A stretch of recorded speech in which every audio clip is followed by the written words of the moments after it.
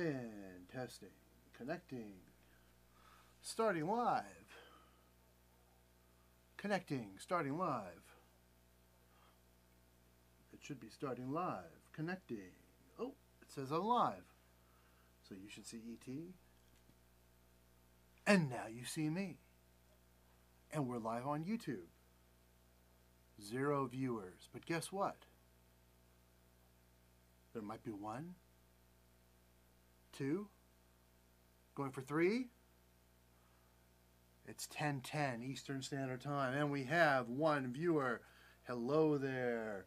Actually, while I'm speaking here, I'm going to pull up the YouTube on my laptop, and perhaps that viewer can chat with me. I'm not sure if that will work, but let's see. I'm going to my channel here on my laptop. I wonder, live now, there it is. Click on that. Hello, hi John. Where are you? Just curious. I'm not going to come to your house and find you and figure out why you're on YouTube watching me at this time. But you don't have to say. That's fine. Which is a sandwich company, slightly overpriced, but have decent sandwiches. You write on a paper bag and send it over, and then they make you a sandwich. That's right, which. Oh, Wichita, Kansas. Oh, yeah, I've never been to Kansas, but I would like to visit Kansas someday. So I'm coming on tonight just to give an update, trying to go live a little bit more here. But here's the update to my carpal tunnel release surgery. If you're not interested in that, well, go somewhere else or whatever. But I had the surgery today, and I'm not even looped out because I only took the pills they gave me one time, which looped me out a little bit when I got home, and realized it didn't hurt so bad. So, I don't know, an hour ago I took some ibuprofen, and I feel pretty good. Here's the update. So I went in to get the surgery, waited in the waiting room at this outpatient surgical center here in town, and felt pretty nervous and all because they were going to operate on my hand. Look at that right there. You can see it. Look at that. They operated on my hand. Apparently, I'm going to scoot back a little bit so I think I'm better in focus. They cut you like right here. Hold up this hand. They cut you like right here, about a couple inches or something, and take care of business in there. Go back to the other view here. Pop. There we go. So it went really well. Almost surprised at how easy it was. Got there, waited with my wife, gave her my cell phone and my wallet. They took me on back. They gave me an IV. They prepped me. Actually, probably the most pain that I had was the little tiny prick for the IV, which really did not hurt at all. And then they came in and gave me some sort of Valium or something to mellow me out a little bit. And wheeled me in, and I was just talking up a storm. The interesting thing was, I really felt throughout the surgery that I was talking the whole time.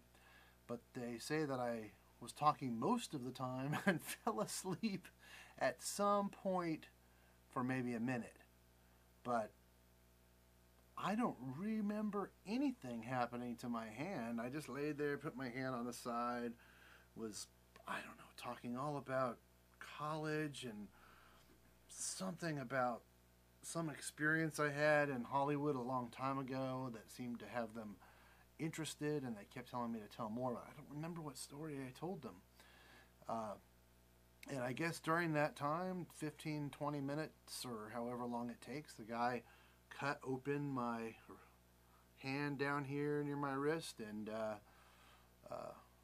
chopped that carpal tunnel ligament releasing the medial nerve to make my carpal tunnel better. And interesting thing is, it's really not so bad so far. It's been several hours since the surgery. It's nighttime now. I can move all my fingers. A little bit of pain if I try to touch my thumb to my pinky. There's a little bit of pain in here, like in this part right here. But my fingers are all moving, and I haven't felt any of the tingling nerve numbness, so it appears that the surgery took and released that problem that was happening with my carpal tunnel. Very exciting. Hoping that it will stay that way permanently, hopefully for the rest of my life. People say that most people don't have a problem. I think there's a 5% or 10% chance that in 25 years you'd have to have another surgery, as far as how normal these surgeries are. But yeah, the outpatient procedure was super easy. Didn't really have any pain going home. Have been keeping it up. Have been keeping it iced, keeping it elevated. Surprisingly little pain, considering they cut pretty deeply into the bottom of your hand there. It doesn't mean I'm not going to have pain tonight or anything, but I'm quite surprised at how well that went. John, if you're still listening, or seems like 3 more of you, if you say hello in the chat, I'll say hi to you, whoever you are, the 3 people who are listening. So, it's been 20 years I've been struggling with this issue, and getting worse and worse and worse and worse, and sort of takes away from my, what is now, hobby of music. I have all these great instruments, and I love playing, but after a certain amount of time, these hands, they just die out. They hurt in that nerve pain. If you want to know what carpal tunnel nerve pain is, and I've explained this a little bit in my previous few videos, but you don't really get the pain in your pinky finger, or the tingling, or whatever you want to call it. You get it in your thumb, your pointy, your middle finger, and part of your ring finger, not the whole thing. And the way I was explaining it to my wife and others, like I had thought about it, because sometimes you don't think it's really pain, it's more like this numbness, but it's like when you hit your funny bone. Everybody's, boof, like hit their elbow on something really hard, and it kind of, like they say, it kind of rings your funny bone, right?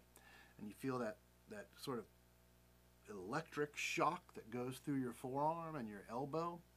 And that's kind of what carpal tunnel is. You wake up throughout the night and you have that electric shock all through your hand and in those fingers. And as it progresses, as it gets worse and worse throughout your life, if you can't fix it by resting or by wearing braces or the different ways that you can do it, people go to chiropractors, people get massages, and there are lots of ways to get rid of it naturally. So I definitely recommend looking up on the internet, if you have any of these issues, how to get rid of it naturally. What do we have here? Hey, Dylan, glad you're on the road to recovery and peace. Well, thank you, Buffalo Bill. I really appreciate that. And if I could go back 150 years, I think I would very much enjoy your show. But anyway, what I was saying is, if you can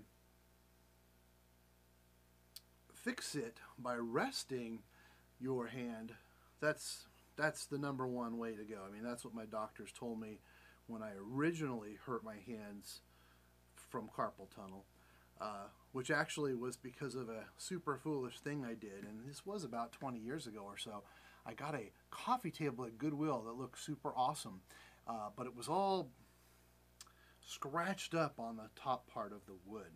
And I still, to this day, know nothing about construction or carpentry or almost anything handy, because I've spent my life playing musical instruments and using cameras and computers. That's why I'm so fat and out of shape, because I never did any manly jobs, you know.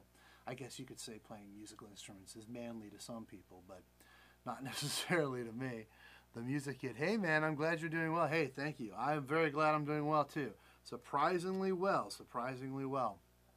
So talking about this carpal tunnel, It got worse and worse. So anyway, oh yeah. How did it happen? Okay, so I got this coffee table, and it just was so scratched up, but I loved it, and I didn't know how to fix it. But I thought, oh yeah, people sand wood with sandpaper, right? So I walked across the street. I was in LA, and where I lived, I could go anywhere, just walk to anything. And across the street, there was a drug store, like a Walgreens. No, it wasn't a Walgreens. I think it was a Rite Aid. And I got some sandpaper. And this was back like in 98, 99, like way back then. And I got some sandpaper. They only had one kind of sandpaper. Little did I know at that time, there's lots of different grades of sandpaper. There's rough, and there's, you start off with the roughest sandpaper, and you work your way to the fine sandpaper so that you can really fine tune your whatever kind of wood you're sanding. I didn't know that. I wish I knew that. Didn't know that. Didn't know anything about that. So I just took that very fine sandpaper that I bought at Rite Aid for a cheap price and started sanding away with this sandpaper on this table. Now also, another thing I didn't know is that people tend to wrap sandpaper around a wooden block so that they can grip it, or that there are actual tools, like electronic tools, that you can use to sand things. No, I just took that paper and I sanded it on the wood just like this. Over and over and over and over again. And I think it took me about 8 or 9 hours to sand that table. I went back to Rite Aid and bought more sandpaper because the fine sandpaper kept wearing out. I pretty much bought all the sandpaper that was there. And I did make the table look good. But that night I went to sleep and I woke up and my hands were just shooting with pain, and this electric needles going all through both of my hands. Didn't even know what it was, so I went to the ER, Century City Hospital. Anyone who knows LA, that's like a fancy little hospital in the middle of, it's actually, I think it's technically in Beverly Hills, but it's called Century City Hospital. It's in Century City. If you've seen Die Hard, the Nakatomi Plaza, that's a big building right in the middle of Century City, and across the street is the Century City Hospital. And I went to the ER there and spent several hours there until the doctor showed up, and I explained what happened. And the doctor said, oh, you have carpal tunnel syndrome. And I said, I didn't know what that was. And that was the beginning of it. And that was right around the time where I was playing a lot of guitar, and I was in a rock band. I was really loving guitar. I was kind of straying from tuba and the horns because I wanted to be a big rock star at that time. Rather foolish looking back at it, because that wouldn't have been a good life. I'm pretty happy with the life I have now.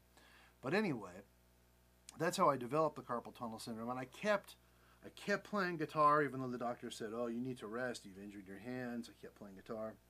And just over the years, playing the guitar, carrying around tubas and gear, and then moving to Charlotte and starting my second career here as a filmmaker and carrying around lots of camera gear and camera equipment, and also spending lots and lots of time on my job as an editor. That also did not do anything good for my carpal tunnel. Not to mention being overweight, as you can see. That's not good for carpal tunnel either, because you put more pressure on your hands and whatnot. I'm just being honest here. Anyway, over the years, it took its toll. And the film I finished, I do one feature film a year, and I finished that film a few months ago, and it was by far the biggest project I had ever edited film-wise. I had hundreds of hours of footage and 237 interviews in this film that I edited, a documentary film. And I spent a couple of pretty intense months on that computer going through footage, moving things around, and editing things. How young was I when I started? Well, I think it started about 1998, so I was like 24 years old. I was pretty young, you know. I was in better shape than I am now, but it was as a result of sanding those tables, which was just so silly. Looking back on it, was when I injured it, when I first damaged it. I don't know if I damaged the actual tunnel on the inside or if I damaged the ligaments in there, but that sanding by hand, that was when it first happened. I rested it. They gave me braces, and I rested it, and it kind of went away. But whenever I'd pick up a guitar, or whenever I'd play something for quite a long time, it would just come back. Um, and like I was saying, this spring, in preparation for this film that I finished, well, I guess it wasn't in the spring, but it was basically most of the summer. I started in the spring and did a bunch in the spring, and then mostly throughout the summer I was just on the computer on Final Cut Pro, literally, I don't know, 30 gigabytes of footage that I was going through and kind of putting together the story for this documentary that I work on for my day job, which I love, making documentaries for the church I belong to. That was very difficult and very painful, and I struggled through that. But I really wanted to finish it. It had a bunch of kids in it, and it was kind of a special film. I had been working on it as far as the filming part for several years, and was very excited about it. So I worked, and it turned out really nice. Turned out to be a very nice film. But that really took its toll. Like, after that film, my hands have been just killing me, like every night, all the time, every day. Anytime I pick anything up, I feel that shooting nerve pain. Anytime of course I can't play guitar. When I play trumpet, I like playing trumpet. I play trumpet a lot. My left hand, that's why I got the left hand first. The left hand's a little bit worse. And I'd hold the trumpet with the left hand, and within minutes of holding a trumpet, the hand kind of goes numb, and I get that shooting nerve pain. Now, I can hold it up for a long time, but I just had to deal with that nerve pain. And, you know, my wife and different people, my kids and my friends, they all saw me suffering, and I can't tell you how many times people have said, well, why don't you get better treatment? Why don't you seek some medical treatment? And started watching YouTube videos about the carpal tunnel release surgery. I knew it existed. Just scares me to have surgery. I have little kids, and I'm taking care of my little kids, and as it would scare anyone to have surgery, right? Let's see, how does it affect your playing, like on the guitar? It very much affected my playing, like so much so that I'm almost nervous, like that when I heal, I'm going to pick up my guitar and go, I don't even really remember how to play a guitar. Now, I taught myself how to play a guitar, and I was never any kind of great guitarist, but wrote a lot of songs and you know, enjoy playing the guitar. But I can't really tell you for sure how it affected my playing. But really, I pick up a guitar, and after 2 or 3 minutes, my hand starts to die, and my right hand too. Like, I'm going to get my right hand done if this works out in a couple weeks, couple months, depending on how it heals and my schedule, because I'm going to be doing some traveling soon. If it does work out, I'm going to get the right hand done too, which is a little bit less. It was a little bit less affected by the carpal tunnel, but it's still, you know, 80% of the carpal tunnel this one had. So it's, I mean, the interesting thing is now that this is done, I haven't felt that numbness and that nerve tingling all day. And I was sitting there, you were supposed to elevate it, so I was sitting there elevating it downstairs, watching TV with my wife, and it was, you know, it's feeling okay. There's a little bit of aching in here, but really it's feeling okay. While my other hand is like falling asleep, just because it still has the carpal tunnel, the carpal tunnel still being smushed in there. This one seems to be released. Like, I think that it actually went away. Like, I don't feel that tingling nerve pain right now, just hours after the surgery. I had the surgery like about 2 o'clock, so we're about 8 hours after the surgery, and so far, and I know the anesthesia's worn off because I'm starting to feel a little bit of aching, not so bad, but just a little bit. It's going okay. I can't wait to try guitar again. I'll probably suck, but I love guitar, and I've collected a lot of guitars, and I pick one up, and I'm like, oh, I can't wait to try this guitar, and I play it for like a minute. I'm like, this hurts, you know, and I put it down. So we'll see. When it heals up, I might start playing some more guitar. It'll probably sound pretty bad, but I'm excited. I'm excited to try that again, you know. When I play the tuba, that's the easiest one to play. For some reason, I can get my hand in a position, my left hand, in a position where it doesn't hurt so bad, and my right hand, usually I feel it, and it depends on the ergonomics of the horn. Like my little Yamaha, my YFB 621, that's my little Yamaha F tuba, for those of you who are interested in the tuba. But I have a little F tuba that has kind of the worst ergonomics for my carpal tunnel. Whereas my Eastman C tuba has pretty good ergonomics, as does my Bruckner double C tuba, which is a rotary valve tuba. But I'm looking forward to that too, because I play the tuba, the trumpet, whatever it is, and my hands hurt all the time. Hey man, don't worry, I'm bad. I last like a minute. Oh, sorry, music kid. Is that because you too have carpal tunnel? That's my question to you. You're talking about guitar, I would guess. Yeah, I see. Yeah. Hey, hopefully that's not because of carpal tunnel, but if it is, you might want to look into fixing that. Here we are, and I feel okay. Hopefully no infection. That would not be great. Oh no, you're just bad. Okay, well I think I'm bad too. Although, if you want to hear my old guitar playing from around the time when I still had carpal tunnel back then, but I think there's a few videos on YouTube of me playing guitar. Search for Tuba Dylan 10 Commandments song, and that's me playing an acoustic guitar and singing a song I wrote a long time ago. I don't think I was ever that great at guitar, but I love it. I just love it. I love listening to it and love playing it. Love the sound when that sound kind of reverberates through that hole in the wood, and you can hear all the resonance of those chords and overtones in a guitar. I just love it. I just love listening to so many different guitar bands and everything else. So anyway, I came on to talk about the surgery. It went really well. I didn't really feel a thing. I didn't think I fell asleep. They tell me that I did. I mean, they don't put you to sleep. They kind of give you something to mellow you out. Who knows what it is? Some sort of opiate that kind of drugs you out. And I was kind of having a good time. I was feeling kind of happy and talking to all the nurses about all kinds of weird stuff. And then all of a sudden they're like, all right, we're taking you back and you can get dressed and go now. I was like, oh, okay. Well, that was easy. Like, I really thought that I was going to feel the shots when they put the local anesthesia in my hand, but I didn't feel the shots. I didn't even know they did it. I thought I might feel some pressure when they open up the incision and they do their cutting and all that. No, I think I was.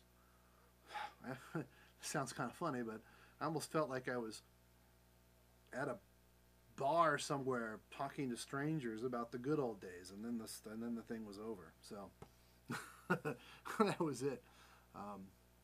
Anyway, I told my wife I wouldn't take too long up here, but that's an update. Anyone who's considering carpal tunnel release surgery, this is day one. I'll probably give another update or two as it goes, and I'd like to come on YouTube more and more now that I've got this live thing working and set up, and hopefully I can just have something to say. I'm a pretty decent talker most of the time, but when no one's around, who knows,